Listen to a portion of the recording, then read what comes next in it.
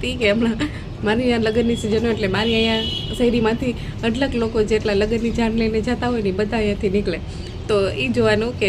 લગ્નમાં તમને એ જ કહેવાનું કે લગ્નમાં તમે મોસ્ટ ઓફ તમે છે ને આમ જોજો ગમે એ લગ્નમાં હોય ઇન્ડિયા આપણા ગમે એ ગુજરાતીઓના લગ્ન હોય ત્યારે જોવું કે એમાં 4-5 જણા જ્યારે એમાં વરઘોડો કાઢે ને ત્યારે 4-5 જણા આગળ ડાન્સ કરવાવાળા હોય,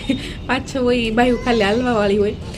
6-7 જણા હોય તો ખાલી ઊભું રહેવાવાળા હોય કે આમ કપડાં નવા પહેરીને બસ એક સાઈડ ઊભા રહે, અને 5-6 જણા હોય ને એ ઓલા બીજા ઉપર પૈસા ઉડાડવાવાળા હોય, જે ડીજેવાળા કે જે કંઈ પણ હોય ને એની ઉપર ઉડાડવાવાળા હોય. અને 10 ઉપરથી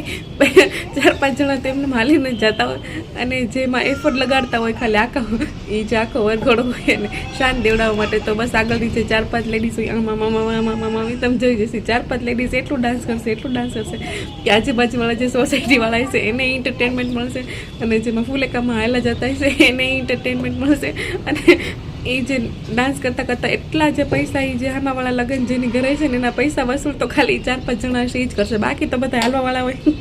આગળના વાળા બધા હોય બેવાવાળા હોય, અને થોડાક જણા હોય એ જોવાવાળા હોય, અને બાકી જે એફર્ટ મૂળ એમાં લગાડતા હોય તો જે ડીજેવાળા હોય અને 4-5 જણા જે આગળ ડાન્સ કરવાવાળા હોય એ એકદમ પરસો નીકળી જાય ત્યાં સુધી ડાન્સ કરશે, એનું મોઢું ખરાબ થઈ જાય ત્યાં સુધી ડાન્સ કરશે, પણ ડાન્સ કરીને એકદમ એની